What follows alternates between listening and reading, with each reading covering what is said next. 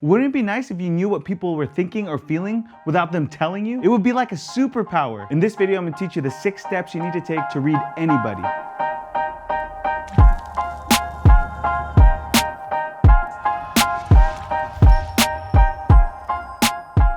What's up everyone, my name is Josel James, I'm a registered nurse and welcome. This channel is dedicated to helping you communicate with confidence, cultivate your charisma, and develop into the nurse that you want to be. Before you learn to read others, you actually have to look within yourself and develop self-awareness. Before you meet someone, you won't really have an opinion about them because there's so many people in the world. As you meet people and you start talking to them for a few minutes, you'll start developing thoughts, feelings, and opinions about them. In the book Mastery, Robert Greene says these thoughts, feelings, and opinions come from cues from the other person and will determine how you feel about the other person. Here's an internal response you might have while meeting another nurse.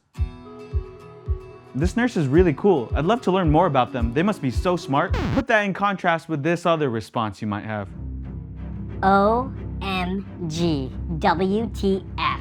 I can't even with this nurse. How are they even a nurse? You don't even know these people. You don't know their life story, you don't know their resume, but you already developed a strong emotional response. It's the social cues that are giving you these feelings. Don't ignore these feelings, just be self-aware and notice when they happen to you. I got a bad feeling on this. Step number 2, find out where people's attention is. To do this, just use body language. For example, if you're trying to talk to your coworker and their head is turned towards you, but their body is facing the other way, their attention is split between 2 things, you and wherever their body is pointed towards. We can also look at a person's eyes to see what they're paying attention to. In the definitive book of body language, Barbara and Alan Pease write, the eyes can be the most revealing and accurate of all human communication signals. So you know, if your patient's eyes are glued to their phone, their attention is not on you or their pain. The next step is to decipher people's emotions. And we do that again by looking at body language. According to Alan and Barbara Pease, body language is an outward reflection of a person's emotional condition. Each gesture or movement can be a valuable key to an emotion a person may be feeling at the time. Thanks to Disney, we know what the basic emotions look like. Smiling is for joy, frowning is for sadness. And this guy represents the fear and anxiety that we all have, that we're gonna end up on our deathbed all alone with no one around us. Oh, just me? No one else saw that? But we're not looking for those obvious emotions. We're looking for micro-expressions. Micro-expressions are tiny tells and facial expressions that show emotion. Here, Pat Wazowski, no relation to Mike, shows us a few examples of micro-expressions. Happiness has the curled lip corners. Contempt has one lip corner going up. Disgust is when there are wrinkles around your nose. And we all know that wrinkles around the nose means that sweet, sweet smell of C. diff.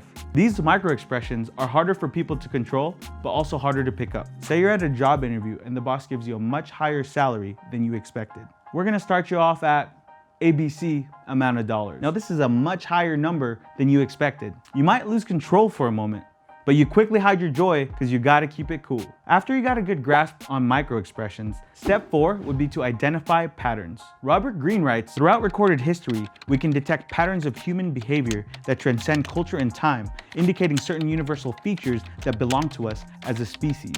These patterns by themselves don't mean anything, but what you could do with them is Pop up the pattern. Pattern with me.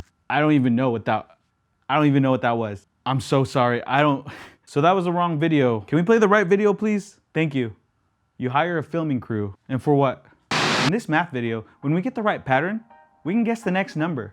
And that brings us to step 5, make a prediction. For example, a pattern I've noticed with my male patients is that they're always accompanied by a female. After seeing these patterns for a while, I would start to make predictions. I would say, oh, this must be your mother. It was not the patient's mother. It was the patient's wife. My prediction was wrong and they hated me. Moral of that story, never ever, ever assume the relation to a patient. Just like you never ask women for their age, you never guess the relationship of the visitor. What I did here was make a prediction based off past patterns. Sometimes your predictions are going to be wrong, but that's okay. You're going to need to observe some patterns and make some predictions. Which leads us to our last step. Experiment in your own practice. The predictions I make are actually hypotheses. The hypothesis. But hypothesis isn't something you prove.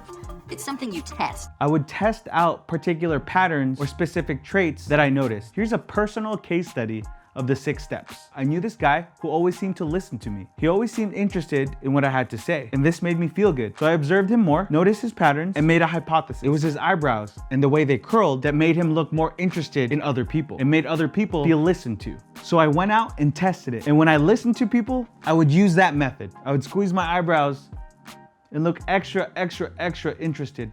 The response I got was, dude, why are you making that face? So I learned, don't make that face. It wasn't working for me. It wasn't the eyebrows. It had to be something else. You're essentially a scientist, making observations, finding patterns, making a hypothesis, and testing them out. To recap, to develop this superpower, to find out what other people are thinking or feeling without telling you, follow these 6 steps.